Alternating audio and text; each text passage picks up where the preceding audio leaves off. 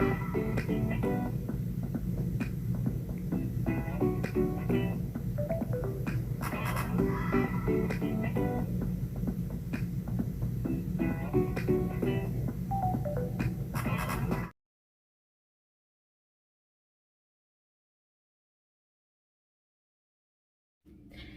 babes! Okay, so you saw the title of this video, Unpopular / controversial K-pop opinions. Wow, I cannot talk this morning. But anyway, you saw the video title of the video, so let's get right into it with my first and I think probably most controversial opinion, which is that Butterfly by Luna is a trash song. I am so sorry, Orbits, please do not come after me. I cannot stand that song. The part that's like the high whistle that goes like that is literally like just unlistenable, physically painful to listen to. I cannot stand it. Like Spotify will suggest that song for me all the time, like non-stop, multiple daily mixes every single day, and I had to like hide it on every single one of those playlists so that I didn't listen to it. Like the song without that part is like only okay, so that part just makes it unbearable. I cannot listen to Butterfly by Luna. It is such a trash song. It belongs in the garbage and I don't get why you all like it. I respect your opinion, I just strongly disagree with it. So that's my most controversial opinion I like in my guys to predict. Okay, let's get into another controversial one. Lalisa was my favorite Blackpink solo. Not Money, specifically Lalisa. I love that song. I think it's a great song. I think it really fit Lisa, and I don't think it was trash. I thought it was really, really good. Alright, I love it. The dance, Lalisa, love me, like it's catchy. It's like, no, it was like the right solo title track for her, and I like it better than Solo. I like it more than any of her Rosé's stuff, and I like it more than Money. I really liked it so much. So then yeah, next one. Oh was better than Tank. Okay, so I didn't like Oh when I first listened to it, and I also didn't really like Tank when I first listened to it. At first I thought Tank was better because that bridge is like top 5 bridges in the history of K-pop ever. Right? Because it's amazing. But then like I listened to Dice and I got more used to NMIX's sound, and I got more used to NMIX, and then I listened to Oh again, and I realized that yeah, the song as a whole isn't really cohesive, but the individual parts all sound really good, and when I listen to music I just kind of listen to the parts of the song, not the song as a whole. And Tank, like aside from the bridge, isn't really that good of a song. So yeah, I think Oh is way better than Tank as a song. Dice is still their best song, but Oh is way better than Tank. Okay, then let's just keep going with JYP. ITZY. So I'm gonna preface this by saying I don't think Speakers or Boys Like You were good, like great songs. They were decent songs. Okay, they were decent songs, they were not great songs. And like Loco, Mafia in the Morning, I think those songs were much better songs. But I like the direction ITZY is going. I like that concept for them. I like that it's going back to Dalla Dalla and Icy era concepts, which are 2 of my favorite title tracks from them. My 2 favorite title tracks from them. And I mean, Icy is my #1 favorite title track from them. So I like this direction for ITZY. I think they are the only group that can fully like pull off this like confidence concept. I think it just fits them. I associate it with them. I always have, and like like the songs aren't great. Like I recognize that, but the concept is, and I just, as long as they get higher quality music, I like this direction for them. I think it's a better direction for them than Loco or Mafia in the Morning.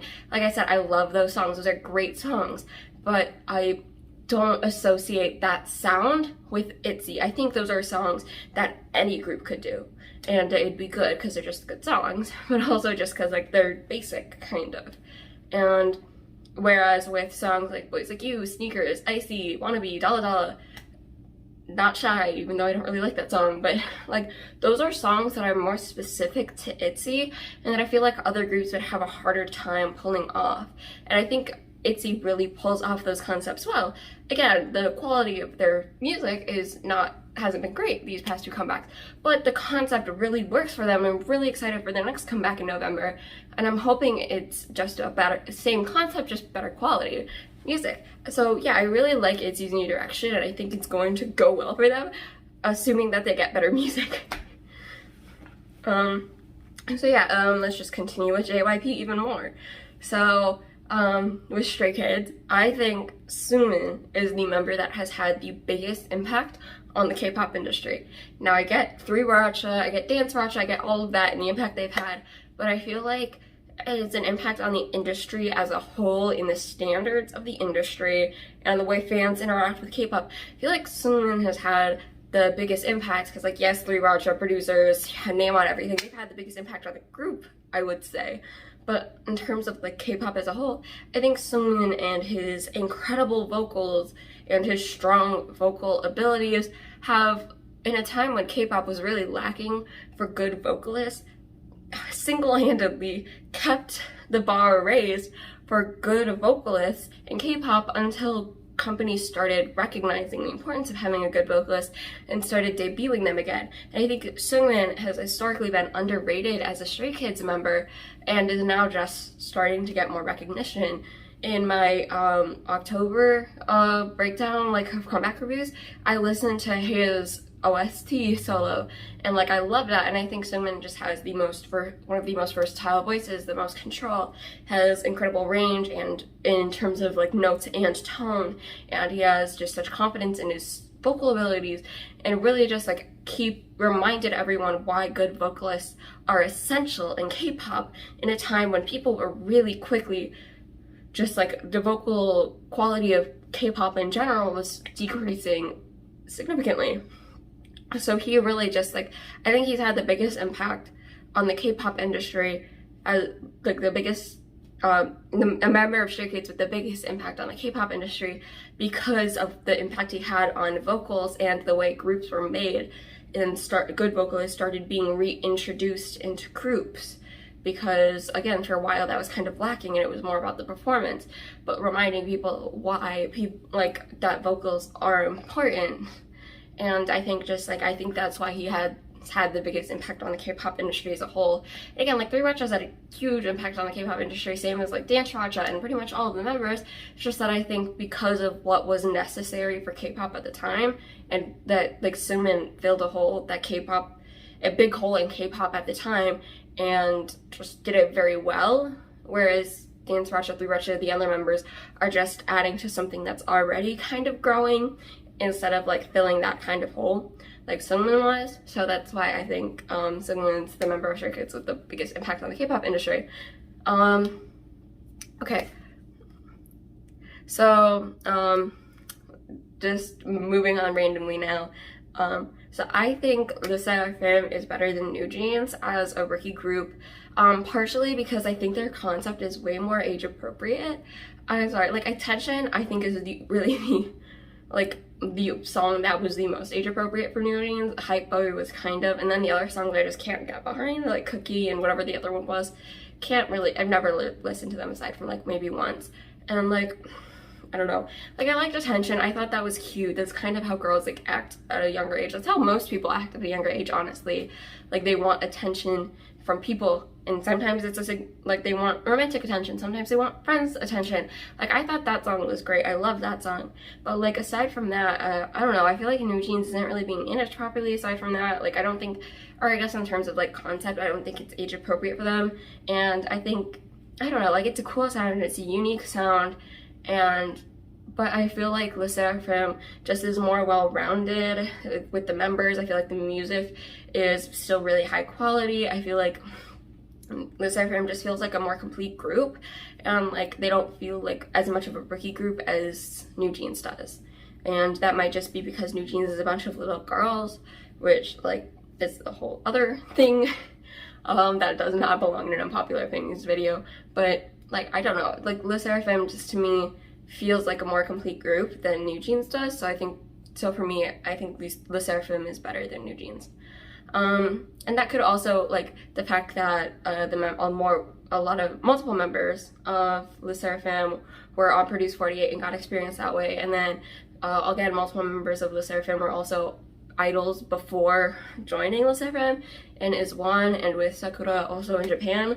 So I think that they do have, as a group, like in general, more experience than New Jeans does. So I think that helps, but also just like in general, like they just feel more complete to me. So I think they're a better group.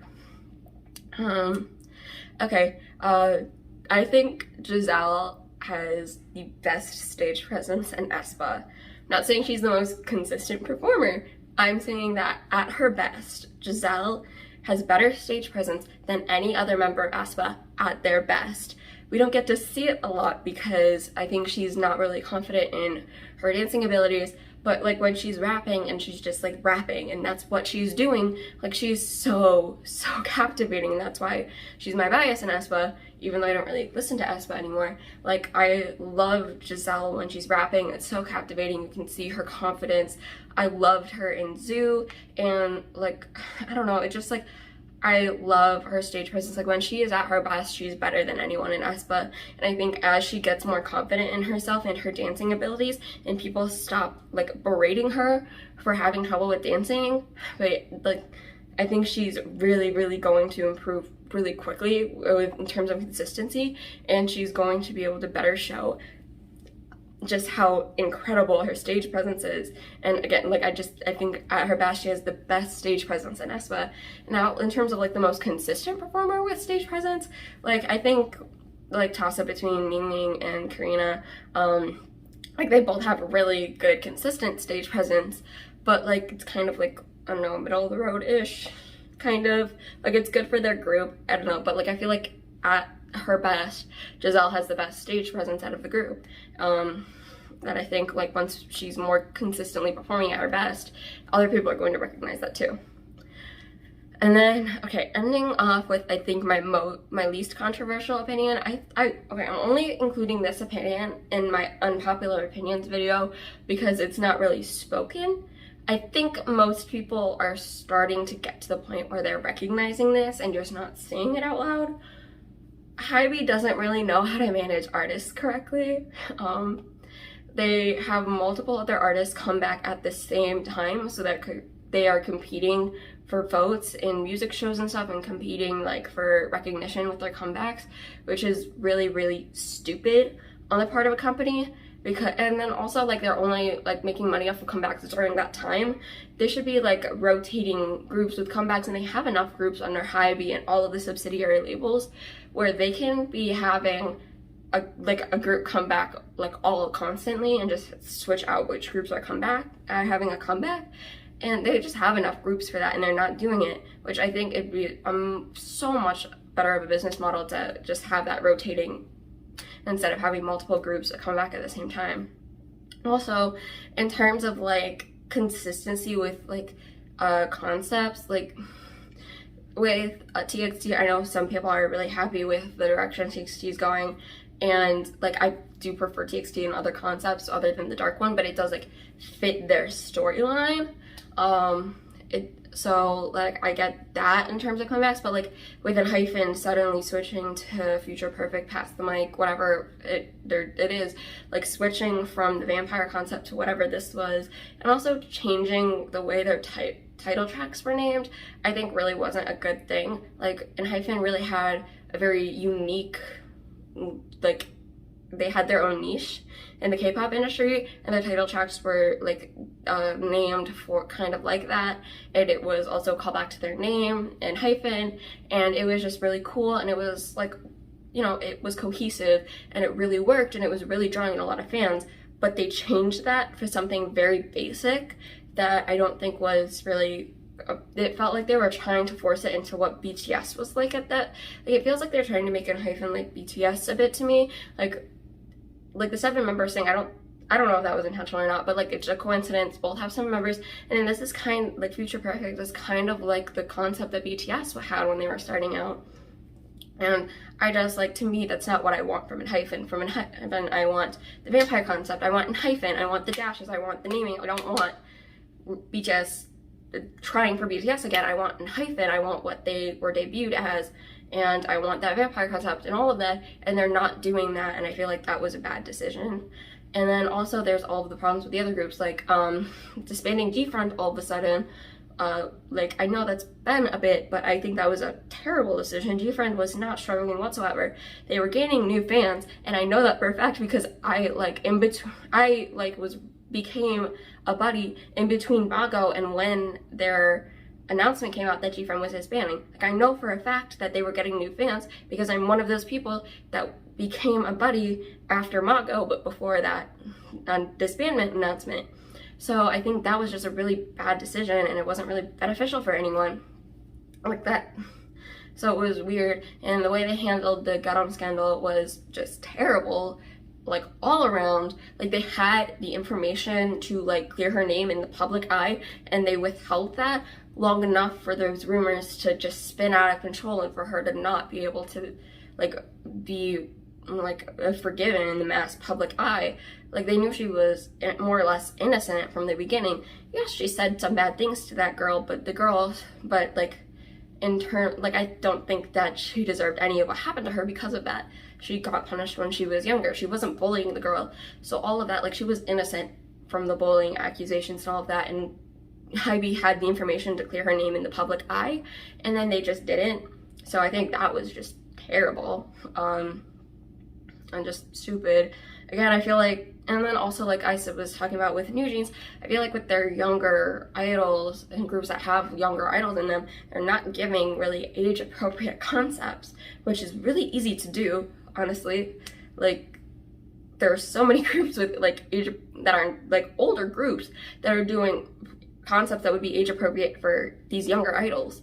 Like ITZY, like songs like Loca or Mafia in the Morning, or like literally any ITZY song really would be more age appropriate, I feel like, for younger idols than stuff that like Cookie for New Jeans.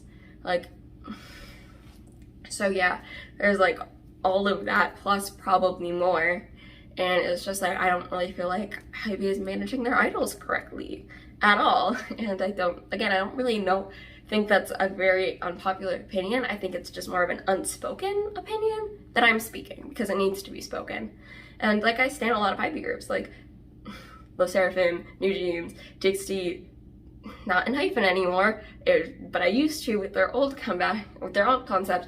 17, like, I was going to stand GFriend, and like, I don't know how many groups are under hybe, I don't, but I stand a lot of them. And like, but I still don't think hybe's managing their artists correctly, and it's really, really, really, really, really disappointing. And yeah, so those are my unpopular opinions for now. So bye. And again, they're just my opinions, and if you disagree, like, that's fine. And in the comments, I'd love to hear your unpopular opinions or what you think about my unpopular opinions and all of that. So yeah, now bye.